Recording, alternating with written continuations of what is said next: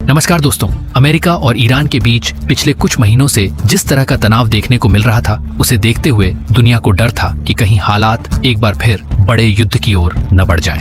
लेकिन अब एक ऐसा समझौता सामने आया है जिसने पूरी दुनिया का ध्यान अपनी ओर खींच लिया है। कहा जा रहा है कि अगर ये समझौता पूरी तरह लागू हो जाता है तो ये सिर्फ अमेरिका और ईरान के रिश्तों को ही नहीं बल्कि पूरे मिडिल ईस्ट यानी पश्चिम एशिया की राजनीति को बदल सकता है। दोस्तों, अमेरिका और ईरान के संबंध कई दशकों से तनावपूर्ण रहे हैं। कभी आर्थिक प्रतिबंध, कभी परमाणु कार्यक्रम को लेकर विवाद और कभी क्षेत्रीय संघर्षों में एक दूसरे के खिलाफ खड़े होने की वजह से दोनों देशों के बीच भरोसे की भारी कमी रही है। यही कारण है कि जब भी दोनों देशों के बीच कोई नया समझौता सामने आता है तो पूरी दुनिया उस पर नजर रखती है। अब जो नया MOU यानी मेमोरेंडम ऑफ अंडरस्टैंडिंग सामने आया है, उसमें कई महत्वपूर्ण बिंदुओं पर सहमति बनने की बात कही जा रही है। सबसे बड़ी बात यह है कि दोनों पक्षों ने संघर्ष को रोकने और तनाव कम करने की दिशा में कदम बढ़ाने पर सहमति जताई है। यदि ये प्रक्रिया सफल रहती है तो क्षेत्र में लंबे समय से चल रही अस्थिरता को कम करने में मदद मिल सकती है। समझौते का पहला बड़ा पहलू युद्ध और सैन्य टकराव को रोकने से जुड़ा है।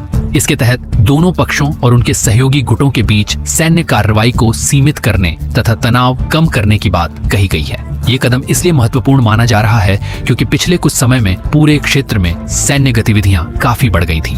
दुनिया को डर था कि कोई छोटी घटना भी बड़े संघर्ष का कारण बन सकती है। दूसरा महत्वपूर्ण बिंदु एक दूसरे की संप्रभुता का सम्मान करना है। समझौते के अनुसार दोनों देश एक दूसरे के आंतरिक मामलों में हस्तक्षेप न करने की दिशा में काम करेंगे। अंतर्राष्ट्रीय राजनीति में ये एक महत्वपूर्ण सिद्धांत माना जाता है क्योंकि अक्सर बाहरी दखल किसी भी देश के भीतर तनाव और अस्थिरता बढ़ा सकता है। तीसरा बड़ा मुद्दा भविष्य की वार्ताओं से जुड़ा है। रिपोर्टों के अनुसार आने वाले कुछ समय में दोनों देशों के बीच और विस्तृत बातचीत की जाएगी ताकि एक स्थायी और व्यापक समझौते की दिशा में आगे बढ़ा जा सके। विशेषज्ञों का मानना है कि केवल एक दस्तावेज पर हस्ताक्षर कर देना पर्याप्त नहीं होता। असली चुनौती उसे जमीन पर लागू करना होती है। दोस्तों, इस समझौते का एक बेहद महत्वपूर्ण पहलू समुद्री व्यापार से जुड़ा हुआ है। दुनिया के सबसे महत्वपूर्ण समुद्री मार्गों में से एक स्ट्रेट ऑफ हॉर्मुज लंबे समय से वैश्विक ऊर्जा आपूर्ति के लिए बेहद अहम माना जाता है। दुनिया के बड़े हिस्से का तेल इसी मार्ग से होकर गुजरता है। यदि इस क्षेत्र में तनाव कम होता है और जहाजों की आवाजाही सुरक्षित रहती है तो इसका असर पूरी दुनिया की ऊर्जा व्यवस्था पर पड़ सकता है। अब बात करते हैं आर्थिक पहलू की। समझौते में ईरान की अर्थव्यवस्था को राहत देने से जुड़े संकेत भी देखने को मिलते हैं। वर्षों से लगे विभिन्न प्रतिबंधों ने ईरानी अर्थव्यवस्था पर भारी दबाव डाला है। ऐसे में यदि प्रतिबंधों में नरमी आती है या उन्हें चरणबद्ध तरीके से हटाने की प्रक्रिया शुरू होती है तो ईरान के लिए नए आर्थिक अवसर पैदा हो सकते हैं। इसके साथ ही तेल व्यापार का मुद्दा भी बेहद महत्वपूर्ण है। ईरान दुनिया के बड़े तेल उत्पादक देशों में से एक माना जाता है। यदि उसके तेल निर्यात पर लगी बाधाएं कम होती हैं तो अंतर्राष्ट्रीय बाजार में तेल की उपलब्धता बढ़ सकती है। इसका असर वैश्विक कीमतों पर भी देखने को मिल सकता है। हालांकि ये सब इस बात पर निर्भर करेगा कि समझौते के प्रावधान वास्तव में कितनी तेजी और कितनी प्रभावशीलता से लागू होते हैं। अब आते हैं सबसे संवेदनशील विषय पर, यानी ईरान के परमाणु कार्यक्रम पर।